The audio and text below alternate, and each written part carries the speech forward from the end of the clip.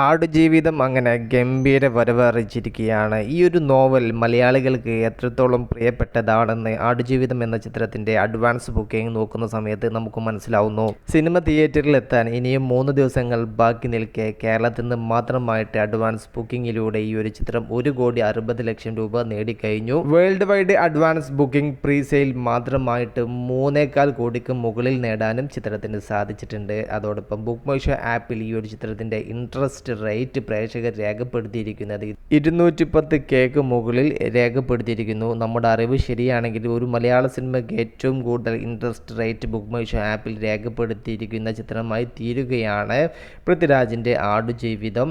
ഇനിയും 3 ദിവസം ബാക്കി നിൽക്കെ 210 കഴിഞ്ഞ് ഈ ഒരു കണക്കുകൾ ഏകദേശം 250Kയിലേക്ക് വരെ എത്തി നിൽക്കാമെന്നാണ് ട്രെൻഡ് അനലിസ്റ്റുകൾ വിലയിരുത്തുന്നത്. അഭിപ്രായം വേണ്ട, പ്രതീക്ഷയുള്ള സിനിമയാണെങ്കിൽ തിയേറ്ററിൽ ആളെത്തുമെന്നതിൻ്റെ ലേറ്റസ്റ്റ് ഉദാഹരണമാവുകയാണ് പൃഥ്വിരാജ് ബ്ലസ്സി ടീമിൻ്റെ ആടുജീവിതം. ആദ്യമായിട്ടാണ് ഒരു പൃഥ്വിരാജ് ചിത്രത്തിൻ്റെ റിലീസിൻ്റെ 6 ദിവസം മുന്നേയൊക്കെ അഡ്വാൻസ് ബുക്കിംഗ് ആരംഭിച്ചത്. അത് ഈ ഒരു ചിത്രത്തിന് നല്ല രീതിയിൽ ഗുണം ചെയ്തിട്ടുണ്ട്. ഇപ്പോൾ ബുക്ക് മൈ ഷോ ആപ്പിലൂടെ ഓരോ മണിക്കൂറിലും ഇന്ന് വർക്കിംഗ് ഡേ ആയിട്ട് പോലും 2Kക്കും മുകളിൽ ടിക്കറ്റ്സുകളാണ് സോൾഡ് ഔട്ട് ആയിക്കൊണ്ടിരിക്കുന്നത്.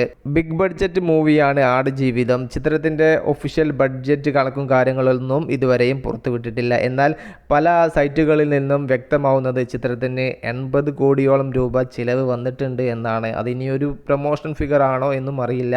അങ്ങനെയാണെങ്കിൽ മലയാള സിനിമയിലെ ഇതുവരെ നിലനിൽക്കുന്ന കണക്കുകൾ പ്രകാരം ഏറ്റവും ബഡ്ജറ്റിൽ തിയേറ്ററിൽ എത്താൻ പോകുന്ന സിനിമയാണ് ആടുജീവിതം.